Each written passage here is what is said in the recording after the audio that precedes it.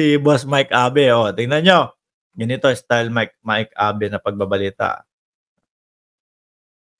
Mga kababayan, nakikita nyo po ba yan? Nakikilala nyo pa ba yan?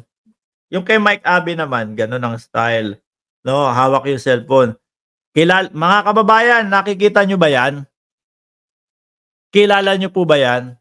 Para po doon sa mga hindi nakakaalam, yan po ay ang dati kong kaibigan na si Pastor Apollo Kibuloy. No? Pero hanggang ngayon po, kaibigan ko pa din po siya. Ganun pa din po ang turing ko sa kanya. Ano? No, siya lang naman po ang may ayaw sa akin. Kasi etong tao na to, uutusan kanya kung ano yung dapat mong paniniwala. No? Pagka hindi mo sinunod yung dapat ibalita, magagalit yan. Hindi po ganun. Si Mike Abe, may prinsipyo po yung tao. Ano? Wala akong pakialam kung nasa SMNI ako. Babato ko yung mic na ito dahil sinasakop mo yung aking karapatan. O, di ba? Ayan po. Kilala niyo po ba yung tao na yan? Yan po ay si Apollo C. Kibuloy, mga kababayan. Nako. Paliit ng paliit ang mundo, ha? Mga bossing. Hanggang kailan magtatago? Yun ang tanong. No? Dahil po ang DILG may tongpats na ho sa ulo nitong si Pastor Kibuloy. Malungkot po ang mga DDS ngayon. Tignan nyo po, kung meron po kayong kapitbahay na DDS, malamang baka nagiinom yan. Baka inuuntog yung ulo sa pader, mga kababayan. Dahil po magagalit Meron po akong ibang mga vlogger na nakita. Naghihirap na nga ang bansa natin, tapos yung 10 milyon pangpapabuya pa sa ulo ni Kibuloy. Biruin nyo, kahit ano na lang po ang maidahilan nila, mga kababayan. Maipagtanggol lang itong si Kibuloy. DILG, 10 milyong pabuya kapalit ng pagkakaaresto kay Pastor Apollo Kibuloy. Pero sabi po, 15 milyones yan, mga kababayan. Dahil po sinabi sa akin, 10 milyon sa ulo ni Kibuloy at tagi-1 milyon doon sa 5 kasama pa. Di ba? Kung di ako nagkakamali, 5. Correct nyo na lang po ako dyan. 15 milyones. Bakit mo nasabi yan na 15 milyones? Paano kung isa-isa lang? Hindi ako naniniwala. For sure yun, nasa pangangalaga ni Kibuloy yung mga yan. Magkakasama yan. Nadamay kami sa kalokohan mo Nadamay kami sa mga sinasabi patungkol sa iyo sa reklamo sa iyo Tapos bigla mo kaming iiwanan sa ere. Magkakasama po yan, mga kabayan. Kaya po pag natiklo, nadampot sa iisang lugar yung mga yan, sama-sama na po yan. Di ba? Sama-sama na yan. 15 milyon Kung may pera lang ako, dadagdagan ko ng 1 milyon yan Kung sino makakuha. Di ba? Wala ho tayong pera, mga kababayan. Tamang vlog lang ho ang kaya natin, mga bossing. Ang tanong, no? Eto po. May pera ng katapat yan. Mga boss. 15 milyones ang kabuuan o ang suma total kapag natiklo po yung mga yan. Mga bossing. Sino kaya ang magsisilbing Judas? No?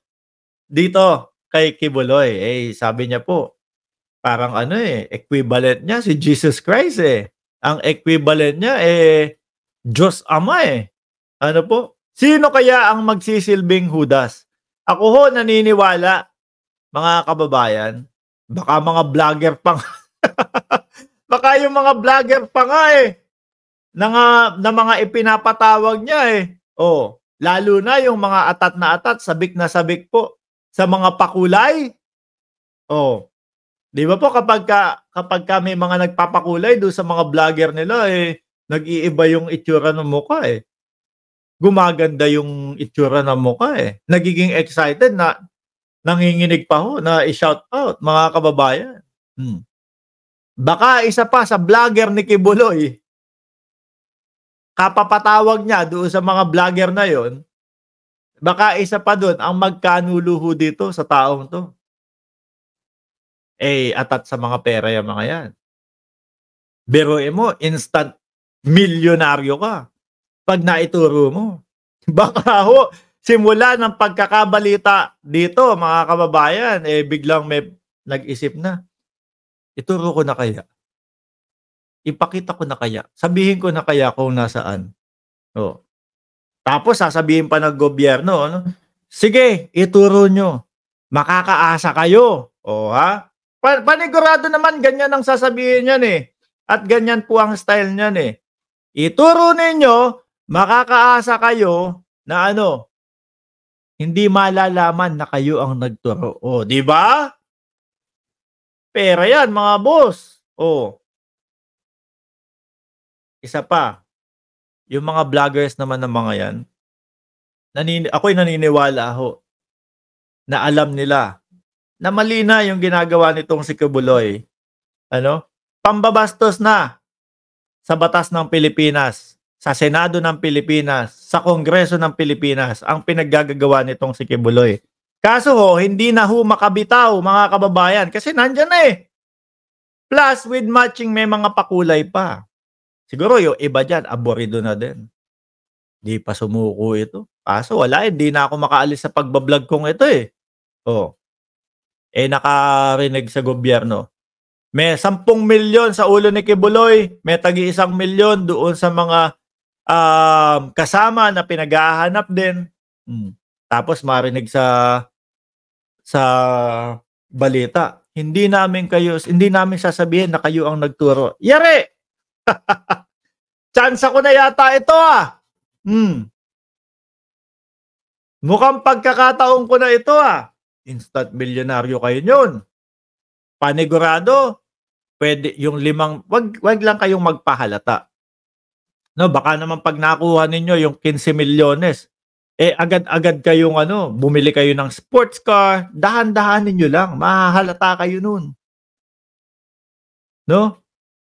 Oh, lipat muna kayo ng bahay. Di ba? Lipat muna kayo ng bahay.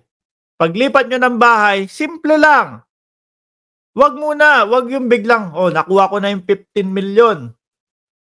Di ba? Nasa akin na, nasa bangko mo na yung 15 milyones. Kumbaga, sa isang buong taon, parehas lang kung ano yung, siguro, pabili-bili, mga pagkain na kinakain, medyo papalitan nyo na, Di ba? Pero wag agad yung magarbong bahay, wag agad yung bili ng sports car, wag halata kayo nun. Mareresbakan kayo nun, mababalikan kayo nun pag nalaman na kayo yung nagturo. Paunti-unti lang. Kung dati,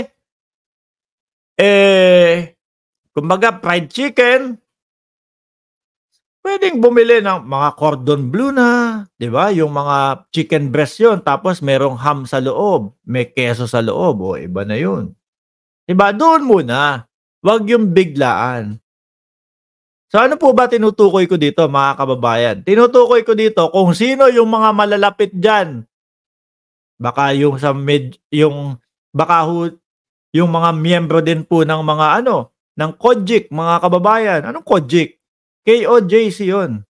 Pinadali ko lang po ang haba-haba. KOJC. O lagyan mo na lang ng I, KOJIC na. Pampaputi pa. Total, maputi si Kibuloy. Membro ng KOJIC. Nagko-KOJIC kaya si Kibuloy ngayon? Ang puti Ano po? Pag ito na-aresto tapos dinagay sa oblo, nako, favorite ho ito ng mga preso. Makinis, maputi. Di ho ba? Pero syempre, sa oblo niyan, mga kababayan, may special treatment yan. Kibuloy yan Siguro hindi nalalagpas ang 6 na buwan. Wag namang 1 month. Hindi ho lalagpas ang 6 na buwan. Etong tao ho na ito, mga kababayan, no? Tiklo ho ito. Huli ho ito. Dakma ho ito. Mga bossing. Lalo may patong na ganyan na. Sabi ni Serapin, nag-a-advance na si Serapin. Yung mga mas malapit naman diyan, oh, balato naman diyan.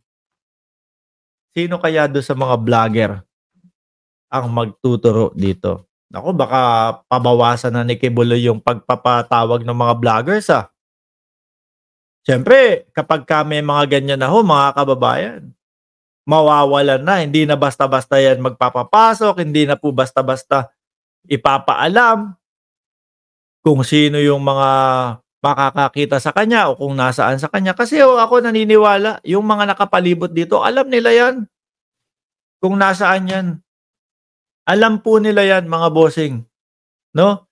So Kibs, isa dun malamang ang magturo sa'yo. Isa dun malamang ang inguso ka. Oh, piliin mo na lang kung sino talaga. Kayo naman na magtuturo, yung sinabi ko sa inyo, ha, dahan-dahan lang. Huwag nyo agad lulustayin yung pera. Huwag agad nyong papakita na, oh, eto ang senyales na ako ay biglang dami ng pera. O wag gano'n. Baka resbakan kayo. Paunti-unti lang.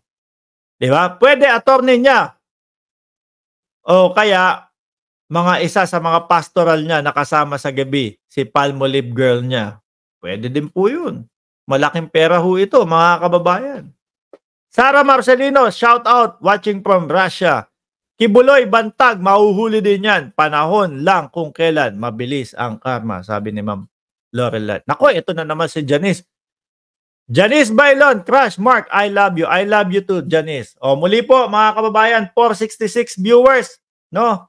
Alam ko naman yung iba sa inyo, tulog na. Pwede naman po kayong manood ng replay. 466 viewers, huwag nyo pong kalimutan na mag-like, mag-subscribe, and mag-share nitong ating live, mga kababayan. At yung lagi kong sinasabi sa inyo, mga bossing, na kung gusto nyong manood, no, nung mga live stream na mga hearing po sa Senado at Kongreso, puntahan nyo lang po yung El Pilipinas channel. Muli po, ako'y magpapaalam na. Miss Bembi from Cambodia, shout out po sa inyo. June Labandero, good PM Mark Ramos, sana suportahan mo si Toto Kausing sa kanyang laban. Randy Vergara, shout out. Janice Bailon, mukhang ma-overpopulated na ang Davao next incoming month. Magpupuntahan na ba doon? Muli po, maraming salamat and God bless po sa ating lahat.